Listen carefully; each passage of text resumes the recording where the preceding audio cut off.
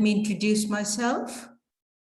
I am Ava Jhabvala Wood, one of CSA Jhabvala's 3 daughters. I will be hosting this event alongside my sister Renana Jhabvala. Let me introduce you to my 2 sisters. Renana, could you please unmute and say a few words? Say hello. Welcome to the panelists and to the attendees. And on behalf of the Jhabvala family, we are very glad you're here. Thank you, Renana. I just want to say that without Renana, these lecture series might not have got as far as they have. And it's a great achievement. And I'd like to virtually applaud you and ask the attendees to virtually applaud you as well, Renana. Firoza, could you unmute, please? And say a few words? Yeah, I'm very glad to be here, and I want to thank my sisters for putting all of this together. And the 3 of education was really important to our father, and so this is the best way we can honor him, because these memorial lectures are meant for the students, and he would have been very pleased to have that. And I just also want to say that over this past year, I have felt very close to him, because I have worked on a website all year, and I worked with a talented young architect who helped me put it together. And I would encourage everybody to go on the website to get to know this extraordinary man. It's www.casajhabvala.com. And finally, I just want to say we never thought this would happen on Zoom. Back in 2020, we just thought, oh, virtual lectures can't happen. And here we all are. So thank you very much, Ms. Ada Karmi. Okay. Melamede. Thank you, Firoza. Please, could you mute yourself now? Thank you. I just want to give you a bit of background to these lectures because our father, he was a well-known and well-regarded teacher, as well as a practicing architect based in Delhi. The practice of Anandapta and Jhabvala, of which he was one of the 2 partners, spanned nearly 40 years. The practice excelled and was known for the quality and range of its work. But it has to be said that Jhabvala was equally well known for his time as lecturer, head of department, and director at the Delhi School of Planning and Architecture. He started lecturing in 1949, and he was involved with the school until his retirement as director in 1978. So you can see he had really long involvement with the school. And during this period, the school progressed from a polytechnic status to a well-respected school of architecture with RIBA recognition. But he will be best remembered really for his progressive teaching methods and for the many architects that have benefited from his role as a teacher. In addition to a successful practitioner and a teacher, he was also an accomplished artist. He passed on his love of sketching to many of his students, and he used to take them on these sketching tours where he would encourage them to understand the construction and the history of these buildings through sketching or painting. And they were very valuable instructions at the time. You can see his, as my sister mentioned, you can see his collection, it's a selection of his work at the website, his website, which Firoza was the driving force behind this website. You can see a selection of his artistic work and also his practice work as an architect. And the website is csajhabvala.com. It will come up on your chat box section of your screen, the link to the website. Please, we encourage you to explore it. Jhabvala also, during his lifetime, produced 3 volumes of his artistic work. After our father passed away in 2014, the family decided to continue his legacy, and we thought that a lecture series would benefit future architects. So we thought that might be the best way to do that. The previous 3 lectures were delivered by architects that themselves are highly accomplished, influential, and well regarded for their architectural work. And we were very lucky to attract the architects of the caliber of Raj Rewal, Rahul Malhotra, and Christopher Benninger, and that was in 2017, 18, and 19. As Firoza said, in 2020, we had to abandon the 4th lecture due to the pandemic. You won't be surprised to know. But we're very lucky, really, that with the wonders of modern technology, we are here today. And even more fortunate that a speaker as accomplished as Ada Karmi-Melamede agreed to our invitation to deliver the lecture this year. So can I extend a very warm welcome and heartfelt welcome to Ada Karmi-Melamede. Please, could you unmute yourself and say a few words? Well, I would like to thank all of you, to thank the Jhabvala family, first of all, and then the Institute of Planning and Architecture that has invited me. And I'm terribly sorry that we can't do it face-to-face, in person. And hopefully one day we will accomplish that. So thank you again for inviting me. I'm very, very honored by you. Thank you. Thank you so much. Let me just move on to explain the format of this webinar. It will follow the pattern of the previous lectures. Iftikhar Mulk Chishti, he's himself a well-known architect and educator. He's again agreed very kindly to act as facilitator this year. Iftikhar, could I ask you to unmute and say a few words, please? Like always, I'm delighted to be here, and I hope that all of you will enjoy sitting through Ada's unbelievable presentation. Thank you. Thank you, Iftikhar. Could you mute again, please? Thank you. Before we present the lecture, Professor Anil Devan, the current head of Department of Architecture, will say a few words on behalf of the Delhi School of Planning and Architecture. Professor Devan, again, unmute, please, and just say a few words. Yeah. Well, welcome to all of you from School of Planning and Architecture.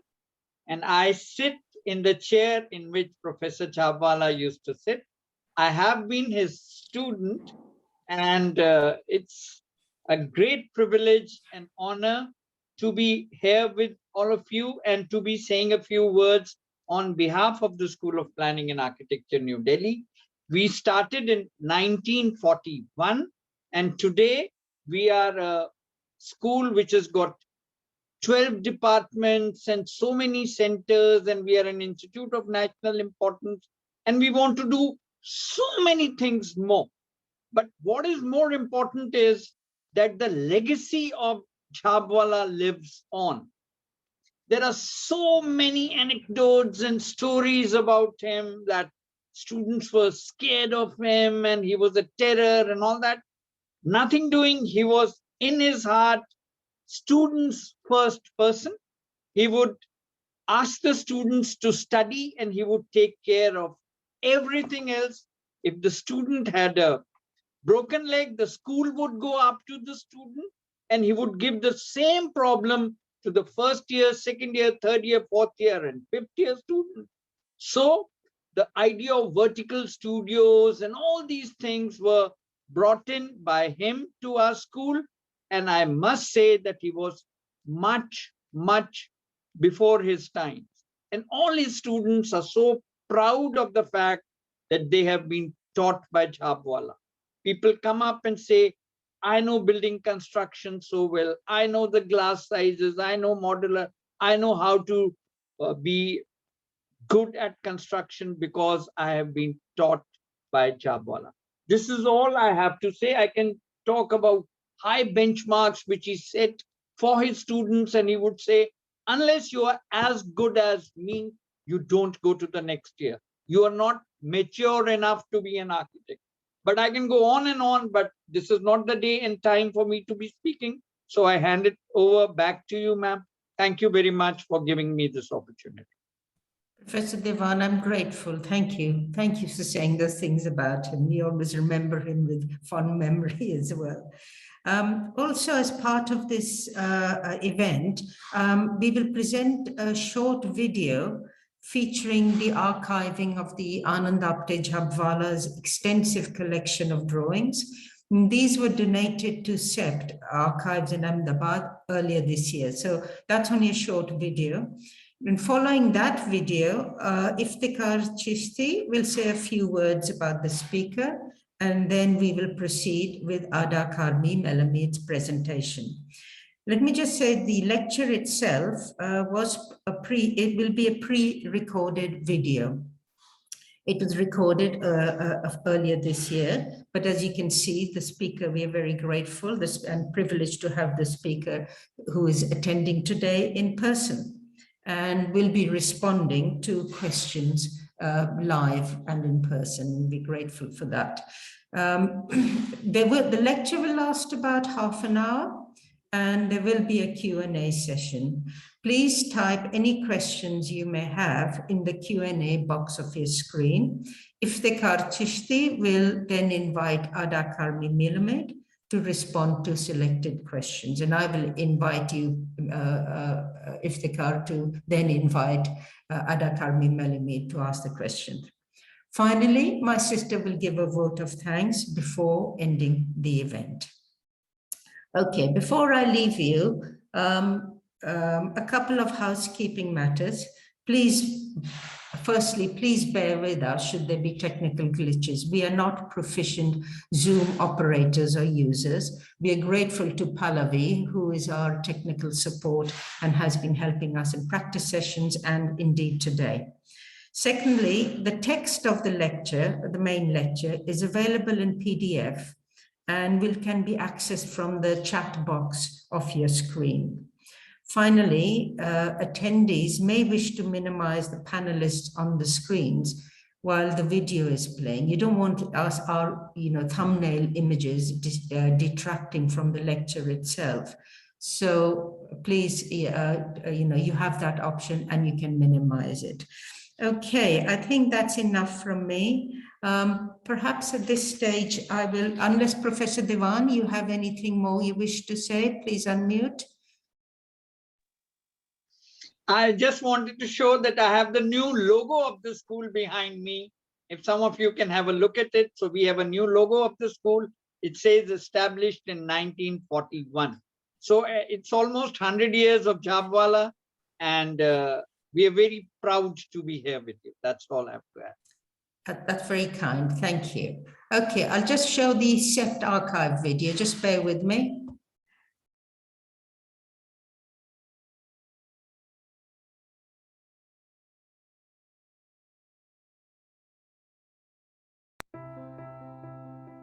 Architect Cyrus Jhabwala is one of the most prominent architects from the significant phase of modern architecture in post-independent India. He designed and executed over 400 projects ranging from institutional to industrial, commercial to residential in his architectural practice, spanning over 3 decades. The architectural works of C.S. Jhabwala were generously gifted by his daughter Renana Jhabwala on behalf of the Jhabwala family to the SEPT Archives, an initiative by SEPT University dedicated to architecture and design of the built environment.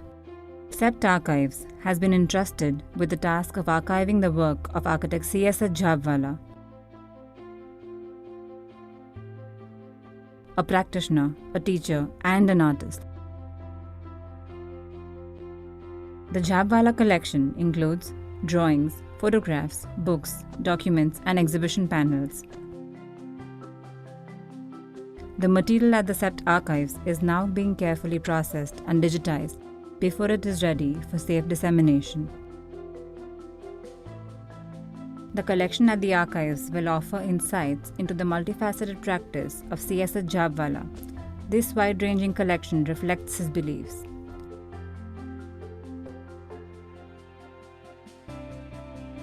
The Jhabwala collection will now live at the SEPT Archives to inspire generations to come.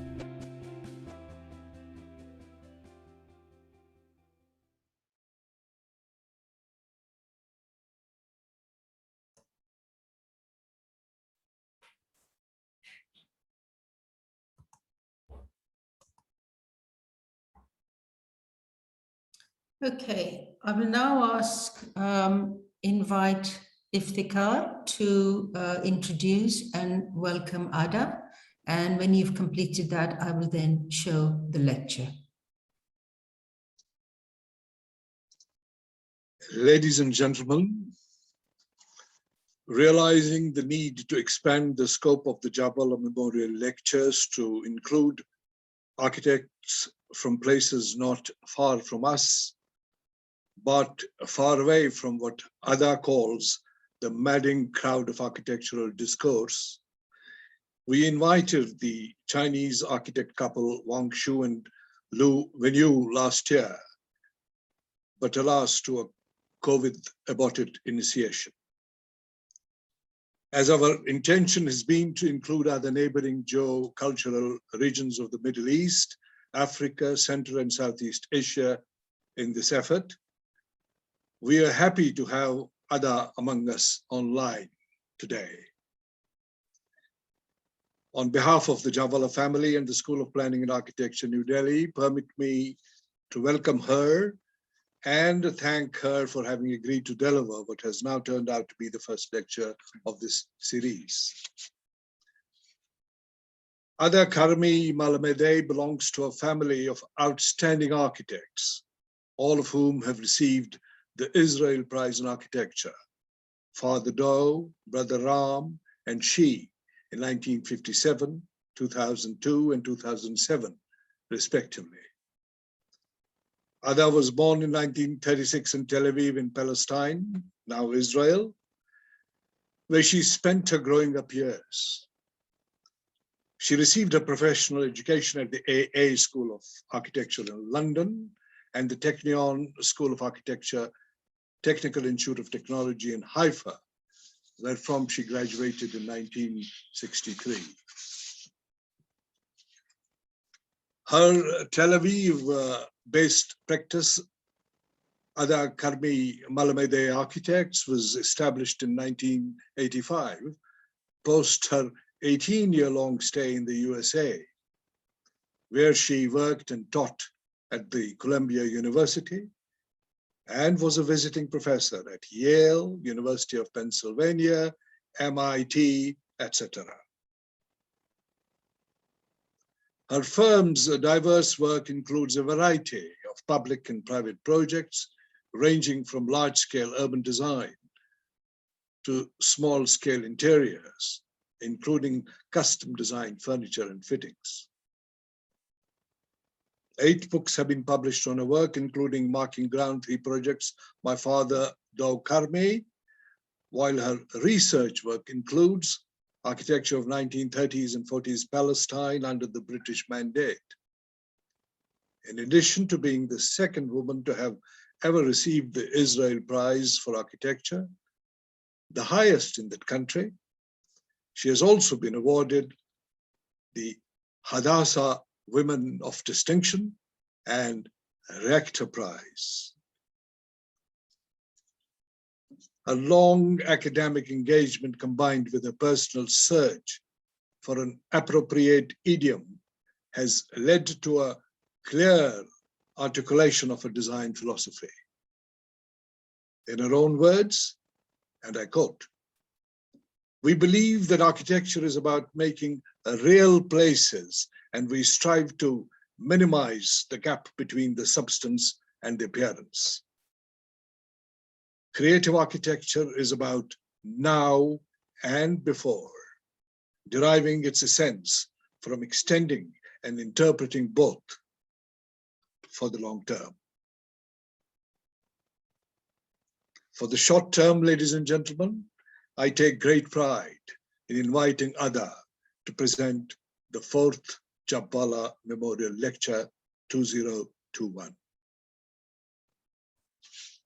Iftikhar, many thanks for that introduction.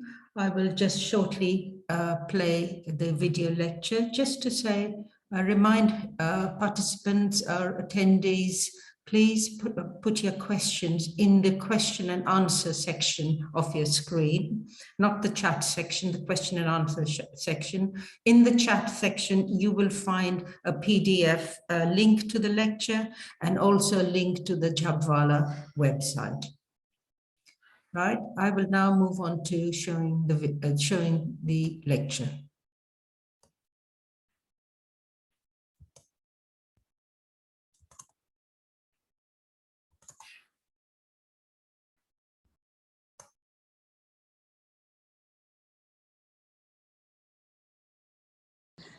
I would like to thank the New Delhi School of Architecture and Planning for thinking of me for this very special lecture.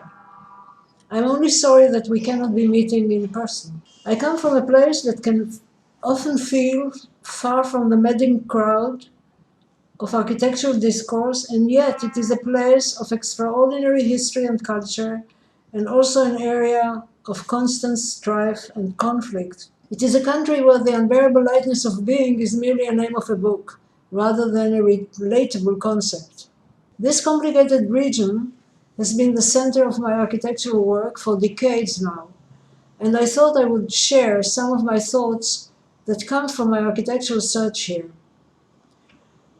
This search has become more personal, intense, and maybe focused in recent years due to the constant turmoil in Israel, but also due to what I see as constant turmoil in current architectural practice and discourse. I think of space as the unique material of architecture and of place-making. Our role as architects is to define, compress, stretch, release, tame, and domesticate space at will, depending on a design concept that triggers it. Different architectural compositions and structures evolved throughout history. In the main, they derived from a clear and formal hierarchical organization which represented the social order of the time.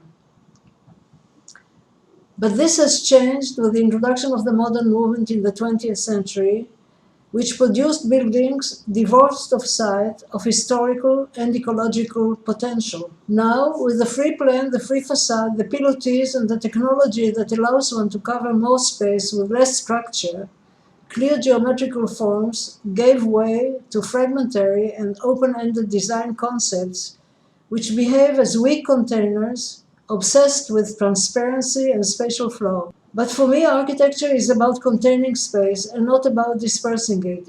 It is about converting space to place and about a sense of belonging. I'm influenced by the material of this region. Here, the stone is soft and therefore porous, vulnerable. Where bricks and concrete are locally produced, therefore relatively cheap, and where shade, water, green are scarce, therefore cherished, and where intense light and glare are in abundance. I regard light as the most important local material of all here in Israel, the most ephemeral and elusive, and the most available, which needs to be tamed and harnessed in order to be used to full advantage. These material conditions have been around for ages. And when we design in the context of these limitations, relying on local materials, we continue an existing language of architecture and gain historical depth to the making of it. Two architectural languages exist in Israel side by side: the language of stone in Jerusalem and the language of white architecture that spread all over the entire country.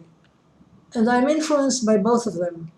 It is the city of the desert, 2.5 miles by 2.5 miles, seemingly a very, very small area, but it's endless. And the reason that it's endless is that you can walk on the roofs and you can walk on the ground and you can walk below grade and you can interchange.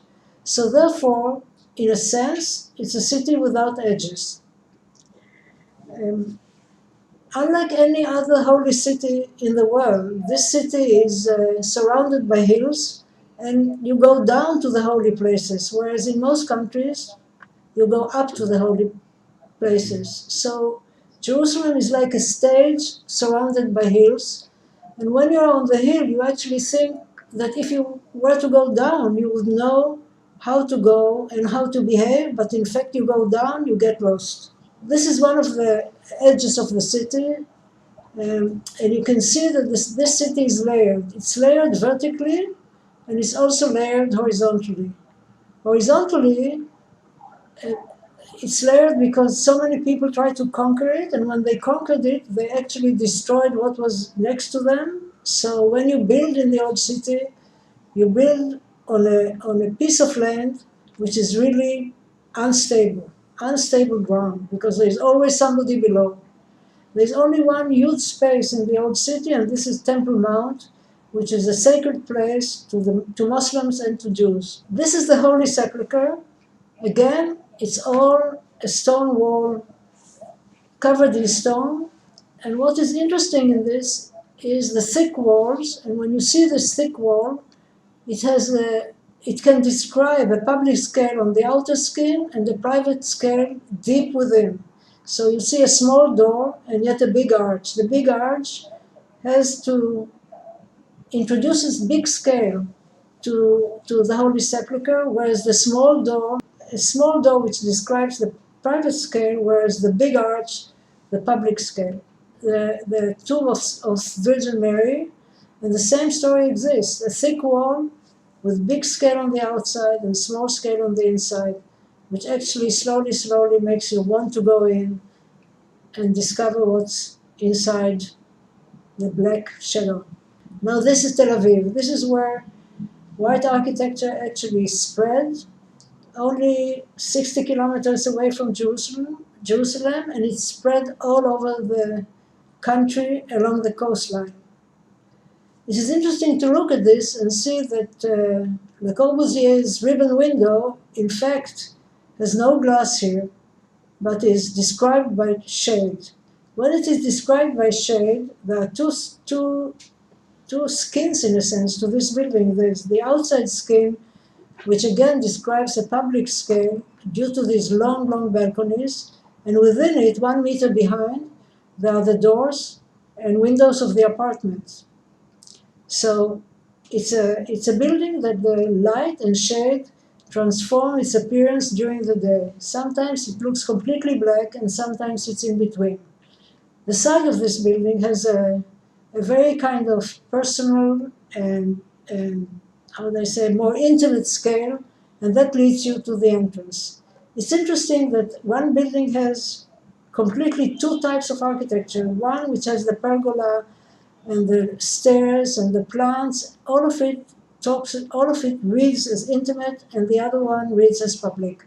And you see what happened to this balcony. So in the beginning, you had these buildings with the ribbon window type of situation in the elevation, but later on, the balconies started to pop out and become like platforms to look at the environment.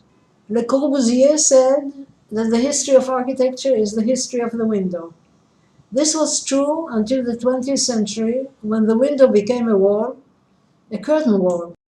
Around the same time, Mies said, less is more, and the wall disappeared altogether. Henry Sullivan, somewhat before, famously said, form follows function. But then Louis Kahn said, form is ahead of function.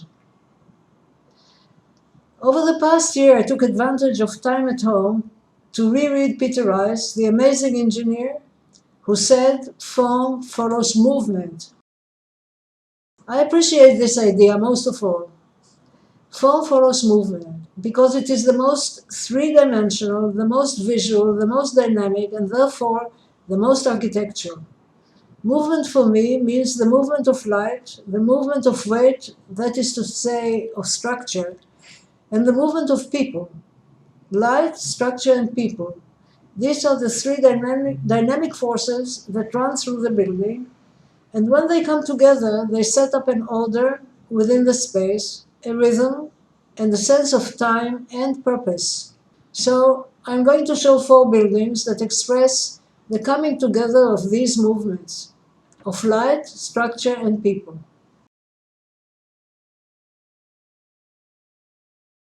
This is a bird's eye view of the Supreme Court, which shows very clearly the way this building is organized.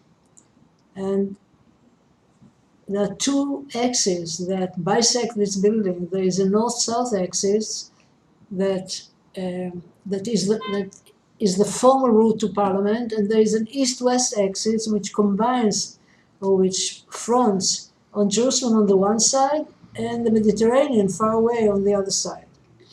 So one of them connects the desert and the green, and the other one connects people to Parliament.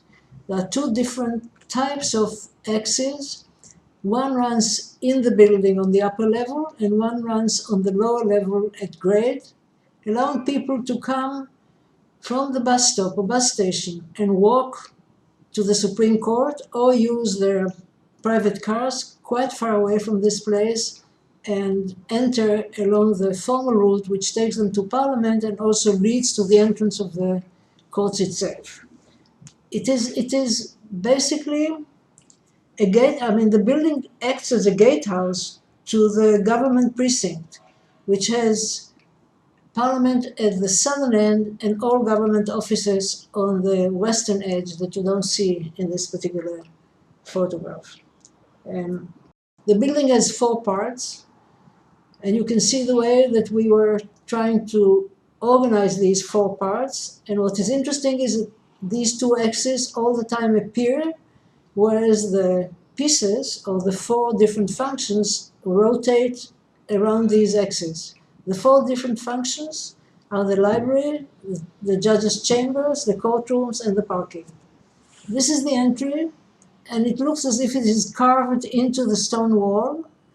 And when it's carved into the stone wall, it basically reads with a very public scale, and it incorporates the second floor of the building, which is mostly the public floor, and the third floor, which is the judges' level. We can go through that gate. When we go through that gate, we face the passage to Parliament. And you can see here, as you would see often in other photos that we would show you, that the structure and the light and the people are somehow always combined. And when they are combined, there is a rhythm that is being that becomes very, a rhythm becomes very prominent all along the exit. In Klen, the route to Parliament looks like symmetrical because on the lower level there are 2 arcades and there is a passageway which is open to the sky. But in reality, given that one side belongs to the courtrooms and one side actually is the judges' chambers, in fact the symmetry gives in. And as light comes in, it accentuates the fact that symmetry just doesn't exist all day long.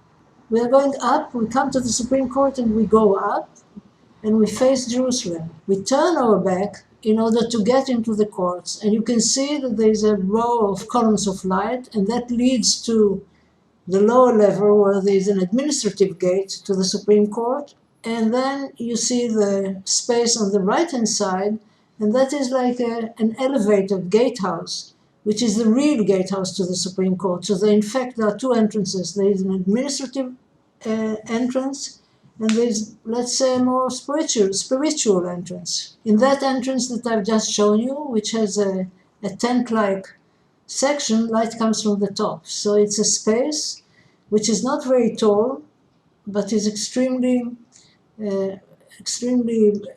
introverted and lit only from the top. It is surrounded by the library, which actually holds the memory of everything that was accumulated in the Supreme Court during the ages. And from that area, we go to the foyer, which is the main connector of all the 4 pieces that I've shown you before. And this foyer is lit, as you see on the right-hand side, by indirect light. And this light is made by cylinders that are inserted between the concrete ceiling and the plastered ceiling. Light comes from the south and starts to bounce. And when it bounces, it colors the whole series of niches that face the foyer. And this light changes all day long and reflects on the floor and all the entire length of these niches. Let's go on. So you see that basically the foyer is made of there are two sides to the foyer. There is one which comes from modern architecture and white architecture and big spans, and the other one comes from load-bearing stone walls within which 5 gates are carved, and these gates lead to 5 courtrooms. Again, the people, the light, and the movement are all combined. They are all in the same place. And the entry to the courtrooms. You can see that when there is a stone wall that tries to be similar to load-bearing stone walls of the past, we can carve into the wall and we can create more than one scale to the opening. So when it faces the foyer, it has a large, big public scale, and when you go into the courtrooms, the door slowly diminishes in size. And these are the courtrooms where light comes from the edges. Basically, it's light which is indirect, as you see in section here, and it comes from both sides of each courtroom. So the place that you enter the courtroom is not from the middle. Nobody walks the middle of the courtroom.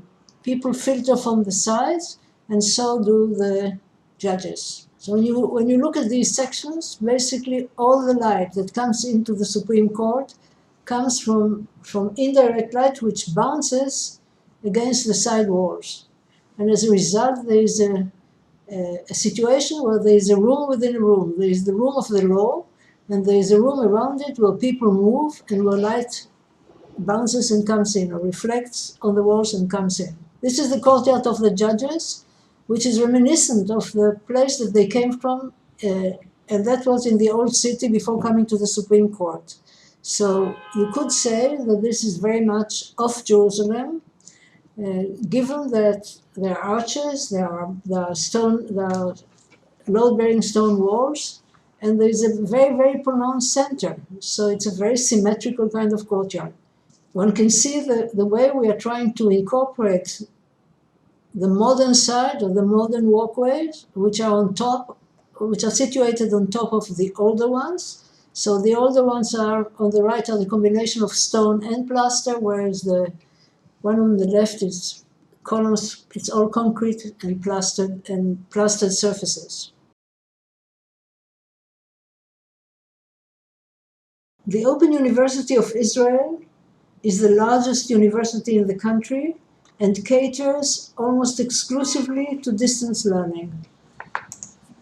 The campus site is located between a regional highway running along the eastern edge, and the other is a typical Ra'anana neighborhood tree-lined street along the western side. Taking into consideration the campus position of being wedged between two utterly distinct situations, the regional and the municipal, the design of the campus is one that develops in layers. This layered quality proceeds from the massive and national scale of the eastern facade that responds to the fast rhythm of traffic along its edge, to the smaller, more local scale of the western facade that relates to the adjacent neighborhood. In plan, parking is allocated along the regional road, and the first layer beyond the parking houses all the technical administrative facilities of the university.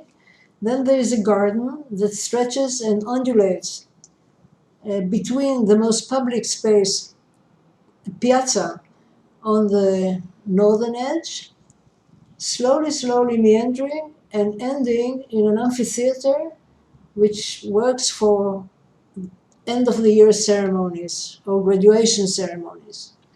One comes to the piazza, which is open to the sky and surrounded by an arcade all along its edges. So the perimeter or the periphery of the piazza is all in shade, and one can choose one space during the day depending on the angle of the sun, and surrounded by an arcade, and people can move along the arcades and enter all the functions of the building that face onto the piazza. From the arcade, one can descend below grade to the public functions of the university, such as the big shop two auditoriums, and a large dining room.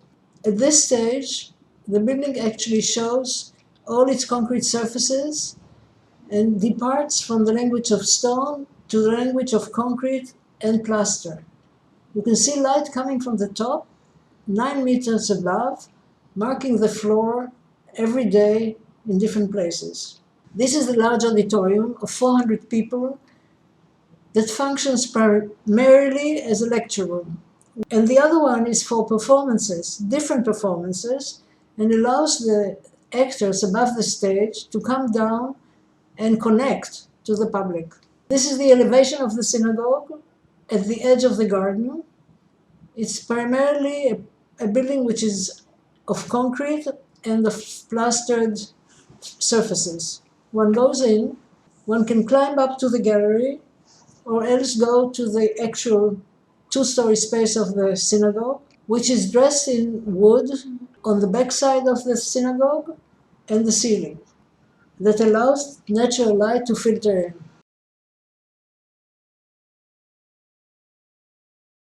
This building is situated in a natural reserve in which there is a very cultivated garden. We were asked to create a building which acts as a fence between the parking and the cultivated garden, and that fence was supposed to allow people to move through it, to a foyer which fronts on the garden. That foyer, hopefully, would house many visitors and school children that come here and get some kind of some information about the garden prior to going in.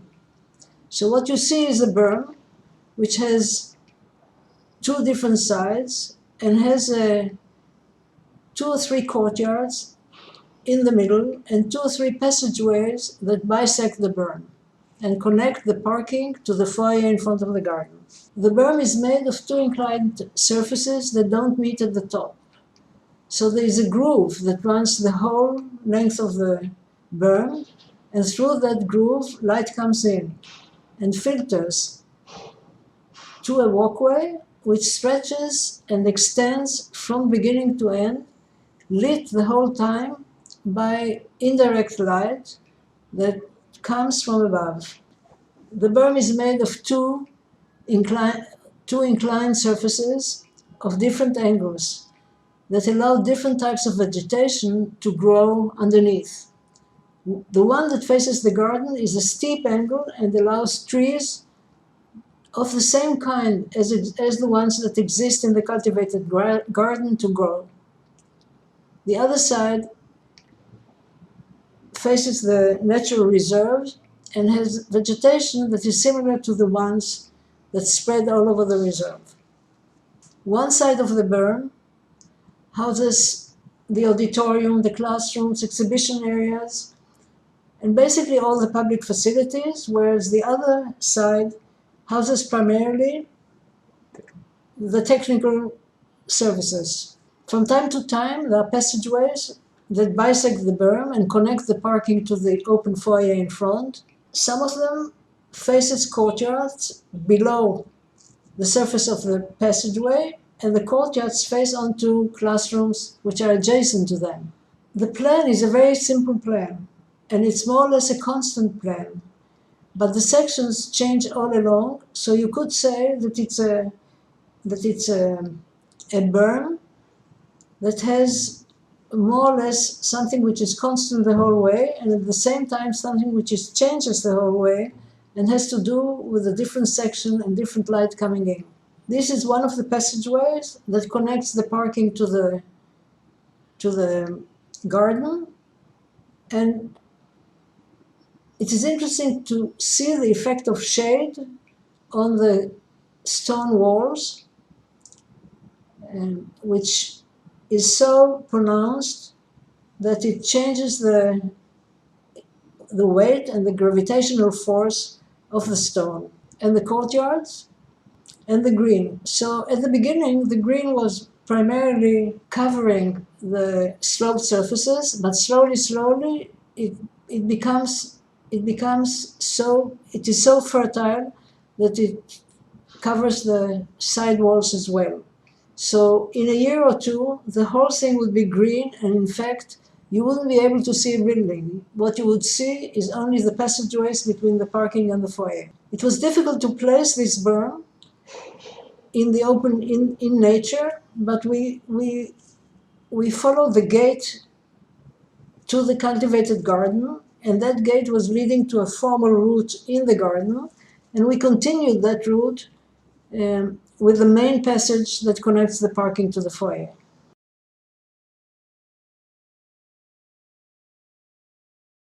Ramat Chovav is an industrial area situated in the Negev, and we were asked to design the visitor center for that industrial zone and the council building. This was the beginning, and I was looking for something that had to do with the topography of the site, given that the site was sitting on a ridge and it had a slope that continued to the regional road below.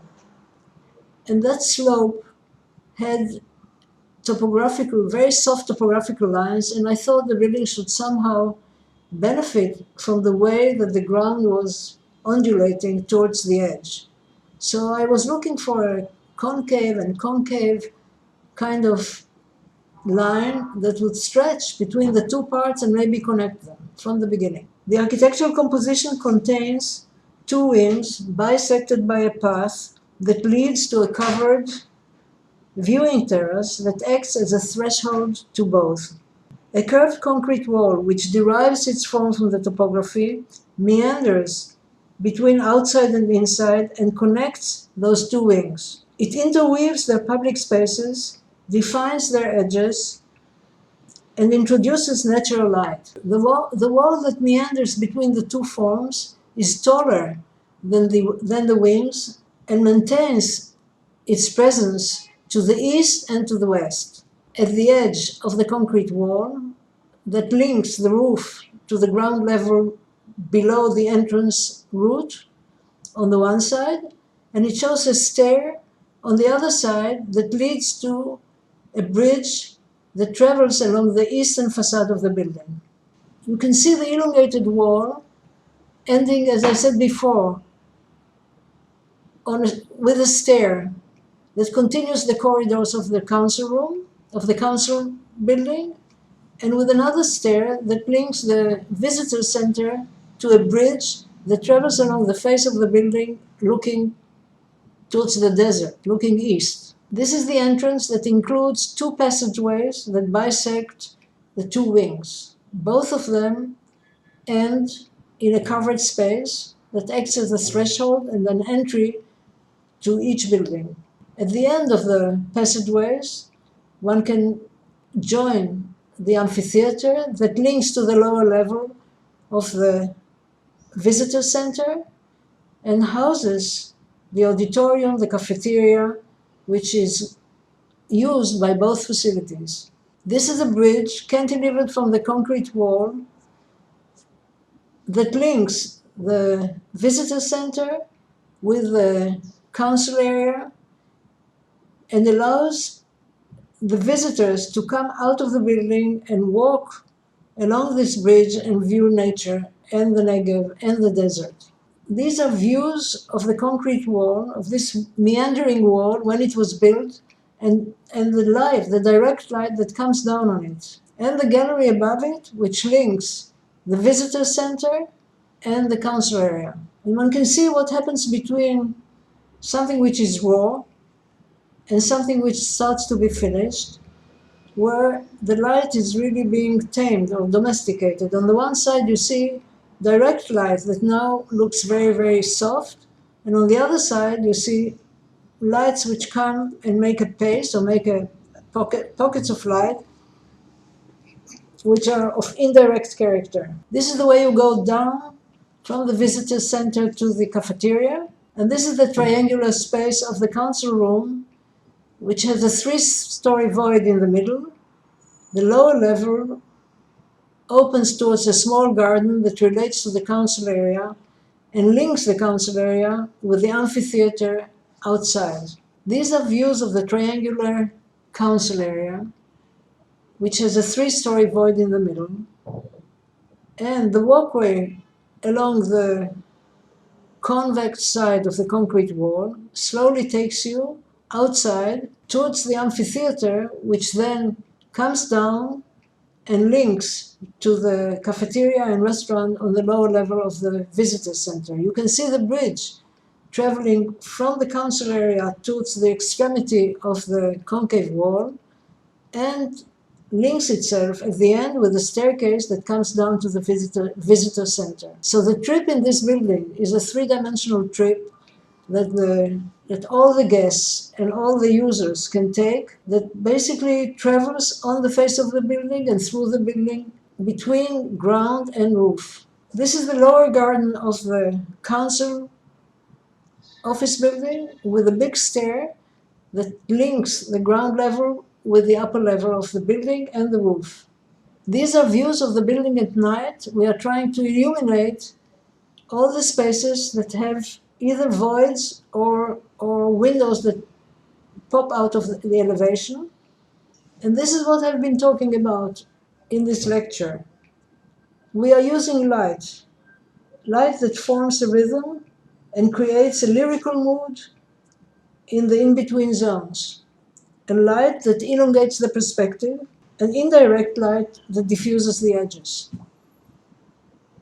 and aligns with the circulation of people and the rhythm of structure. So again, light, movement, and structure go hand in hand, and then something quite wonderful happens in buildings. I believe that light is the most important building material of all. When we pair it with a wall on which it can bounce, we create ever-changing, endless moods, rhythms, patterns, all of which create a sense of freedom and surprise. The current fascination with heroic engineering and curtain wall architecture have created a great reliance on transparency as well as preoccupation with skin and surface. For me, the architectural concept resides in space, and the architectural logic in structure, and the architectural mood in light, and without these working together, something is missing. I believe that just as most words have been used, so most forms have been used, but the voids between the words and the voids between the forms have not been used up, and these carry meanings. So I am interested by the in-between spaces where purpose, light, and time coexist. I'm also interested in places that are handed from one generation to the next and continue to function irrespective of their original purpose, places where architecture connects the personal dimension with something greater than self.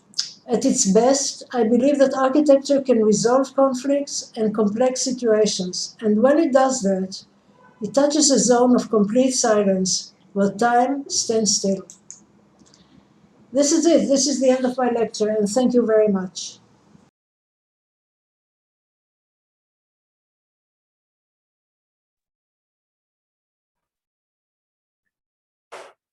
I've watched that video a few times now, and I never tire of it. The images are beautiful, and the way you describe the buildings, they're wonderful to listen to you. I now invite Iftikhar to unmute, and Ada, you unmute as well. And we're going to open up, you've kindly agreed to answer questions, and these will be posed to you by Iftikhar as they come in. Thank you. Thank you so very much, Ada, for your absolutely poetic and evocative presentation. Believe me, this makes me feel like wanting to sit at your feet to learn all over again the first principles of architecture, which seem to have gotten lost somewhere in the noise, speed, and glare of the current civilizational paradigm. That's why, I found your definition, which you said somewhere right in the beginning, that form follows movement. Very fresh and very fascinating. Despite the fact that you attribute it to Peter Rice, the well-known and brave Irish structural engineer. Now, is it possible for you to expand on this idea a bit? And also connected to this, may I add, if that is your belief, Ada, how and why did you choose form follows function as the title for your lecture today? Two interconnected questions. I hope it's not a handful. It would be nice to hear your views. Well, do you hear me now? Well, I chose to start the lecture with form follows function because of Louis Sullivan, because of the skyscrapers in Chicago. And it's interesting to note that form follows function in his way of thinking architecture incorporated memory. In other words, function was not function the way we think about it, but it's function which has a much larger depth because it's included memory. It included basically memory of classical architecture, of base, middle, and top, of cladding, of ornament, which we forget when we talk about form follows function. So I thought I start with it and slowly get to form follows movement, which interests me a lot more now. But it's also interesting to note what happened with this statement that we all, I mean, when I went to school, this was the thing. So basically, everybody was talking function in a very pragmatic way. Without memory, without tradition, without classical architecture, it has changed since. But then it was interesting that Lucan, which you all are familiar with his work, basically said form ahead of function. And then comes an engineer, an amazing engineer, and says form follows movement. So it's interesting that movement in his sense was very much movement of structure, or movement of weight, and the way weight is transferred or moves within a building. For us, it's not only weight, for me, it's also the movement of people and very, very much the movement of light. And as I said before, for me, light is the most important building material. And it's true in my country where light is so intense that you can't really get rid of it unless you do something with it. So basically light, people, you can't do without people either. And weight, you can't do without weight either. So these three have something in common. And that has a lot to do with architecture, not only today, but if we think of all the architecture of the past, of the arcades, of the axis, of the center of buildings, all these situations basically were situations, the center, the axis, and the arcades, the situations where movement, light, and people were concentrated in the same place. We lost it. So I think that this is important to remember again. Yes, that's a brilliant response. Well, we could carry on chatting, two of us, but I think there are a couple of questions from our attendees, and okay. I think it would be proper to move to raise those questions. But before a question, there is a. Can you go to Brinda? There's not a question, but an observation. Okay. From a very well-regarded Bombay-based architect called Brinda Somia. She's just, and rightly so, she has pointed out, it's just beautiful work. Each photograph is like a painting. The role of lighting is stunning. Thank you very much. Thank you, Brinda. And moving on to a question posed by Raja Singh, which is a little away from, let's say, the poetics, but is a hardcore practical question, and take it if you wish to, and leave it if you don't want to deal with it. His question is, has there been an influence of security in your work due to the everlasting conflict in Israel? Does the work have some sort of hide to safety features or form? Well, I would like to say that in general, and in particular, I don't have any architectural projects in the territories or in the occupied land. I refuse to build there. So basically, all my buildings are within what we call the green zone, the actual area of Israel since 48, and security is an issue that was there all the time from the beginning. But it's not really something that affects the building more than, say, the fire escape rules. Yeah. So no, I don't have special security solutions in any one of my buildings other than for fire and similar problems. Good to know that. There's a follow-up question by the same gentleman, Mr. Raja Singh, and he is again asking a question related to fundamental issues of material and climate and so on. Okay. And the question is, you spoke about Jerusalem being a desert. Right. But you have freely used concrete and quite some glass. Are these the best solution for this climate? And a larger question in this context, is architecture not slowly very concerned about performance rather than just design? Well, Jerusalem is a city of the desert. In other words, it's a city of walls, it's a city of stone, and it has remained a city of stone since the Mandate period. Basically, we cannot build in Jerusalem other than clad our buildings in stone. So whether we have a steel structure or a concrete structure, basically all of that is encased, all the structure is encased or covered or cladded, whatever we like to call it, with stone. And in a way, it's a very sort of heavy looking kind of city. In winter, the stone, because it absorbs, becomes a little dark, and it's like a tragic city. And in summer, when the sun comes, it's a beautiful city because the shade, the difference between the contrast is amazing between light and shade. Tel Aviv is exactly the opposite. It's a white city. It's a city without memories. It's not like Jerusalem. When we build in Jerusalem, the question is whether to be local or universal doesn't really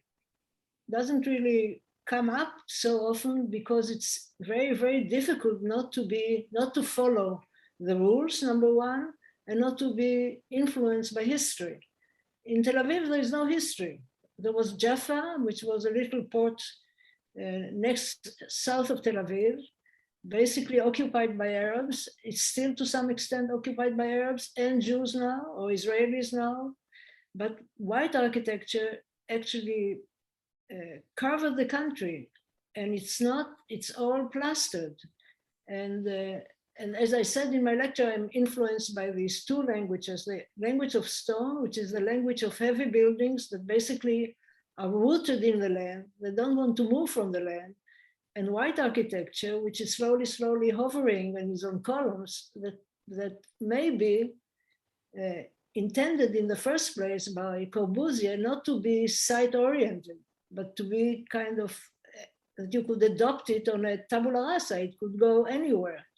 Well, white architecture in Tel Aviv doesn't go anywhere because it doesn't really hover. The white walls come to the ground, but they look extremely light. I mean, buildings of that era, between 48 and let's say the 60s, were all in plaster and concrete, and they looked extremely light. So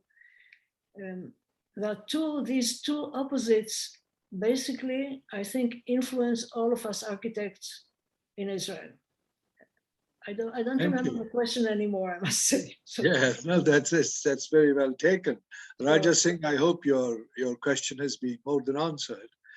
Now, there is a question from a friend and a colleague from Delhi, Manoj Mathur, and his question is, thank you, is an observation and a question. okay. Thank you for this inspiring presentation. And then he goes on to say, can we tempt you to reveal your process? Just how do you find all the angles of light to interact with the forms? So it's a nitty-gritty question, and I'd be Well, happy to answer that. I'll just give you a short background. I come from, as you said, I come from a family of architects. Okay, so my father studied in Belgium, and he had a wonderful hand, and he had these incredible drawings, which were very, very light. He was like, he was drawing as if he was waiting for the wind to come into the drawing. And my brother, on the other hand, was trained in the AA. He started with 6B pencils, and then he drew in charcoal. So he was the exact opposite of my father. So one was doing drawings very light, as if with a very thin pen, and the other one was drawing with a very thick pen. Both had wonderful hands. So I also use the pencil, and I shift between both of them. Sometimes I work with 6B, and sometimes I work with a rapidograph or a very thin pen. And I think that one of the things with pencils, especially the 6B, is that you draw, or anyway, if you sketch and there are layers. And that is the wonderful thing about our generation, that we all grew up on sketching our buildings. So when you sketch, you kind of start with a layer on the yellow trace, which I think you probably have yellow trace, and then there's one layer and another layer and another layer, and that has a lot to do with what light is doing. In other words, that you could actually, in Israel, think of direct light and indirect light. Direct light is uninteresting. You have the form of the window, the light comes in and basically prints itself on the floor in the form of the window. But indirect light is actually turning wakes up the nature of material. You know, it's doing something totally different, because it bounces, and the longer the channel that you have through which it bounces, the more it can change the nature of material. So I think that sketching has a lot to do with understanding and discovering what light can do to buildings. And yes, I check it. I mean, in the office now, there's all these computer systems that you can check every angle of the sun.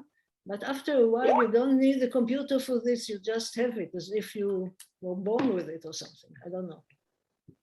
Yes, that's to the point and convincing. Now we have an interesting person asking the question, David Stein, who is the son of the celebrated Delhi-based architect Joseph Allen Stein. And I presume that he is sitting somewhere in the US and asking this question. And the question is as follows. Having lived in both Delhi and Israel, I'm very conscious of the play of light in architecture. My father, the architect Joseph Allen Stein, used to note that in Delhi, one must carefully control the light. Whereas in Israel, the light is friendly and inviting. Any thoughts on this issue? That's his question. Well, you know, the nearer you come to Jerusalem, let's say on the eastern border of the country, we are faced with what we call the Judean Hills, which is a desert of white sand, of calcium, I don't know. And therefore, you can hardly walk around without sunglasses. So in Jerusalem, you could say, well, it's a holy city, you put sunglasses, but in fact, you put the sunglasses because you can't open your eyes. So that has to do with the desert and the fact that the sun or the light reflects towards the country or towards the middle of the country from a deserted area, which is the Judean hills, which are completely white. Along the Mediterranean, light is much softer. We don't have reflections from a white desert, we have reflections from the sea. And the sea has waves and the light changes and there's breeze. So it's a much more comfortable situation than it is in Jerusalem. So that's one other kind of difference between building on the east side of the country or building on the west side of the country, where two different climatic conditions exist and basically force us architects to rethink the kind of fenestration and the kind of elevations we have with our buildings. Glass, which is now being used in Israel in curtain walls, is a disaster. I mean, basically, we don't really need any curtain walls. We have to protect our buildings. So even though the glass now can be, can sort of help us with heat and with cold, it is transparent. Therefore, we have to have curtains. And in the end, we have louvers and we start to have two skins over our elevations of curtain wall. The curtain wall architecture is not one skin architecture anymore. Now it becomes even 3 or 4 skins. And sometimes if you want to clean your glass, you build another sheet of glass and you can walk between the two and clean them. So it's becoming impossible. And it's probably the same in India. I think you know, curtain wall architecture probably in northern countries probably makes a lot more sense than it is in southern or Middle Eastern countries. So yes, yeah, we can take it to absurd levels if we so choose. Now here is a question from Shini, a well-known architectural journalist. And she says, she's asking you, how have your childhood experiences of places in Jerusalem inspired your work? In India, we are constantly wrestling with the idea of how our past can enter our contemporary needs of architecture. It shows well in the materiality of your work, but how do you map these bridges, the values of the past and the contradictions of the present? Yes, that's a long one, but I'm sure you will deal with it. You know, I mean, you in New Delhi, you had Lutchins and Baker, right? And we had Harrison, which is an incredible architect, British architect, which is much less known. And it's interesting, he built one incredible building called the Rockefeller Museum. It's in East Jerusalem, it stands today.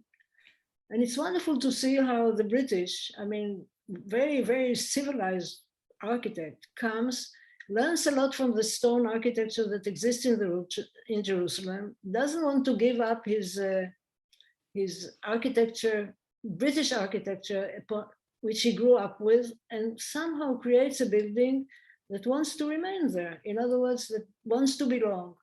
So the issue is really local versus universal. I mean, we all architects, we face this problem. We want to be, I think we want to belong, or at least I want to belong, but there's also something in what I do that I was always hoping that has some universal meaning.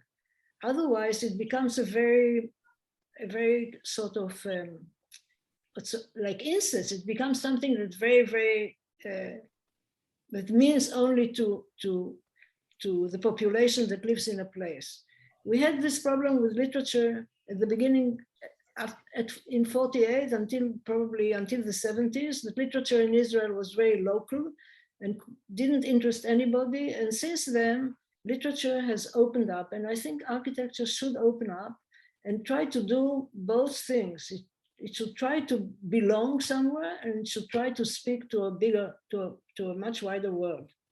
So what was the question again? Yes.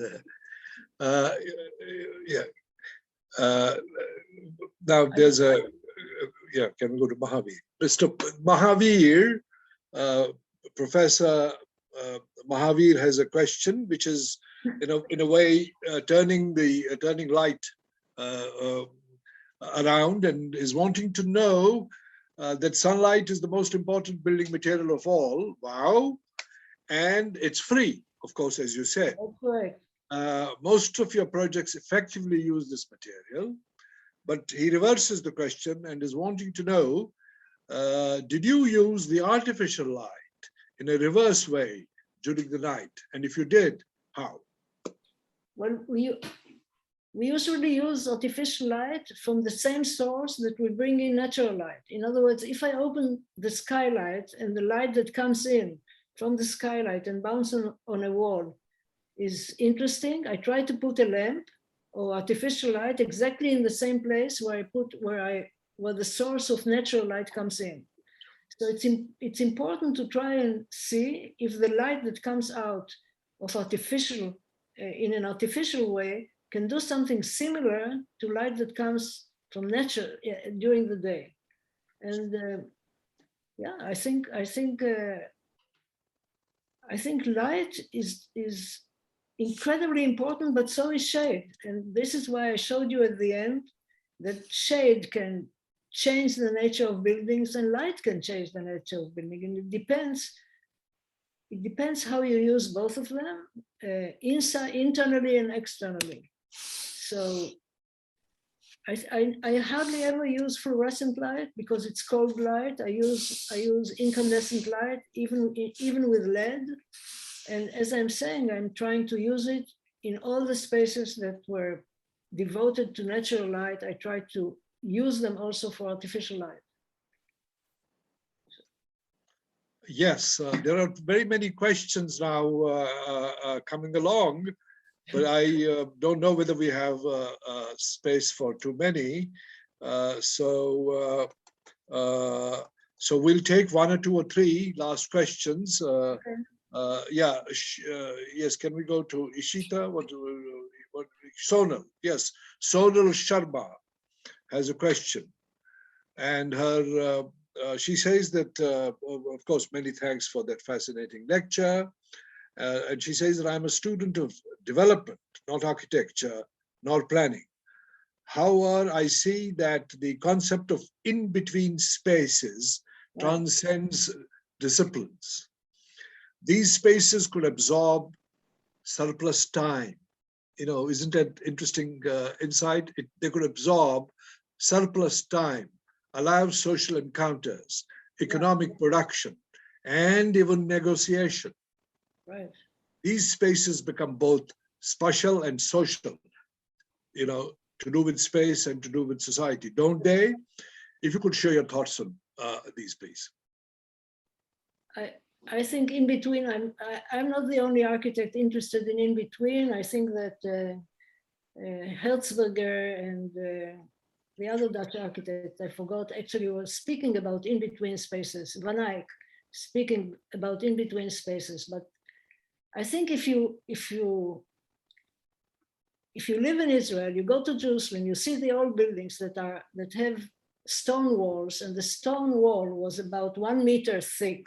You could sit in the wall, you can walk in the wall, you can put a Madonna sculpture in the wall. I mean, the wall was multi-purpose. In other words, the space between the outside and the inside, the in-between space was multi-purpose. Not only did it allow the sun to do fantastic things, but it allowed us to occupy and to personalize the in-between space. And the problem now is because everything has become so, I mean, the materials, the technology has made materials so skinny that you hardly lean, you hardly hide, you hardly knock on any material because it all sounds like gypsum, right? I mean, it sounds like there is no material behind it. So there's a problem with in-between space, and there's in buildings, and there's a problem of in-between space in the urban design. Because if before we had lots of piazzas, lots of public spaces, basically that organize the city, we don't have them anymore. The car has ruined a lot of that. Speed has ruined a lot of what has happened before. I mean, we try now, we trade our experiences for convenience. We are about convenience and not experience. So one of the problems is that what has happened is that there is a shortcut in the architectural experience and a shortcut in the architectural thinking as well. So I don't know. trading experience for convenience is true for everything we do now. I mean, basically, this is like the name of the game. If architecture goes that way, it loses its meaning completely. Yes. Yes. There's a small question from one of the family members of the Jhabvala family members. And the question is that your buildings draw from traditional architecture, and as a practitioner and teacher, have you or do you have a love for sketching and drawing as Jhabvala did? Do you love drawing and sketching? Yeah, I sketch a lot. I mean, I don't use the computers. I have an office and I sketch everything. I sketch details and I sketch plans and sections, the whole thing. And I always have somebody in the office who becomes my right hand and translates my drawings to the computer. Then I take the computer, I put a trace on what I get from the computer and start to change it again. But I don't know how to use the computer. It's a drawback. It really is. So Yeah. Well, anyway, so we are, I think there are more questions, but I'm afraid we will not be able to take all of them. So, except there was I had a small clarification to seek. It's not a question. Towards the end of your lecture, and we will end with this if that's all, if that's fine with everybody.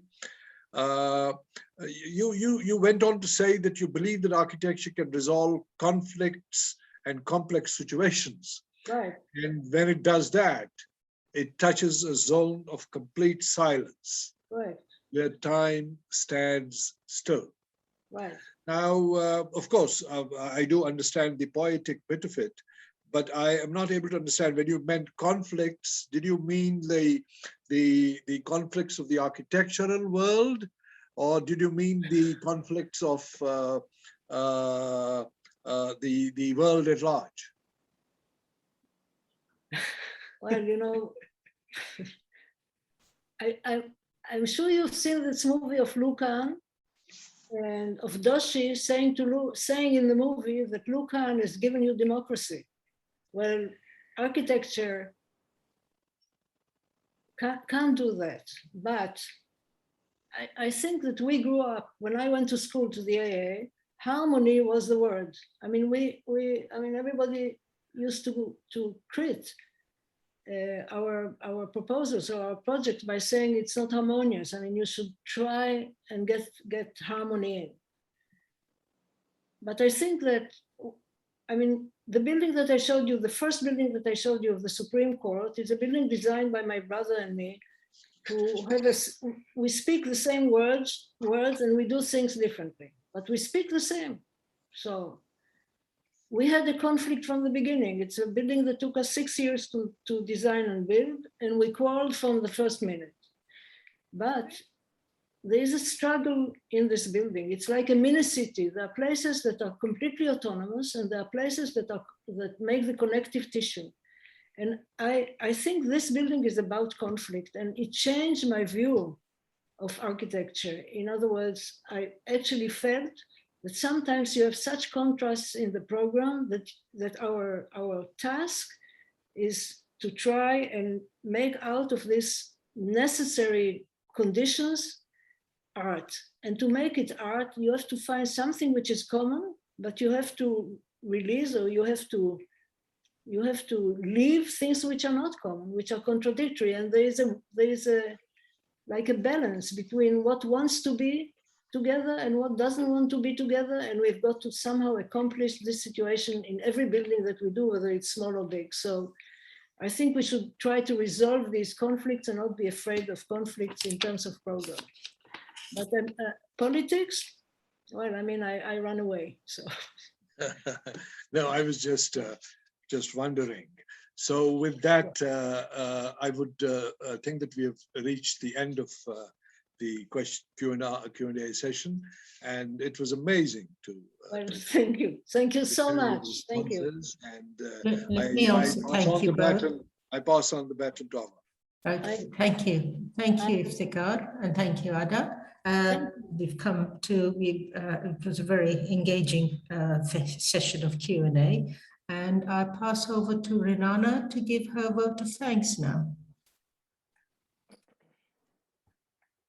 Let me start with saying thank you, Ada, for a wonderful, wonderful presentation and a really deep and interesting set of questions and answers. And for that, I thank Iftikhar too, an old friend who has conducted these lectures, conducted every lecture and always made it interesting during the Q&A part. So thank you so much. I'd like to thank, we have a committee of Iftikhar, Mihir, and Mahavir, and me, and Ava, to choose the next speaker. And I'd really like to thank the committee who's been working for 2 years, having chosen last year's, and then we had to close it, and then chosen this year's. So thank you to the committee. Thank you to Ava for conducting this, for playing the video, and for taking over the baton at this point. And thank you, Firoza, for looking after the whole Jhabvala lecture series financially. I'd like to thank Pallavi, who has been our technical support throughout. And I think we were almost glitch-free, and thanks to you.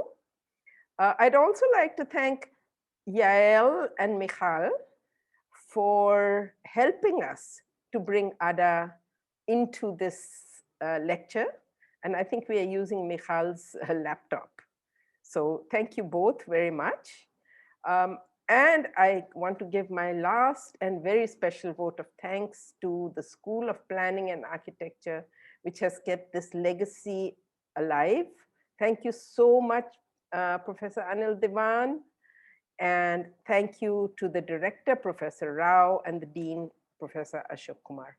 So, and Professor Mahavir. So with that, I would like to end this lecture. And thank you so much, all the people who have patiently been on and listened, and to all the panelists. So thank you. And now I will end this lecture. I'm ending it now. Ava, shall I end it? To come and visit me now.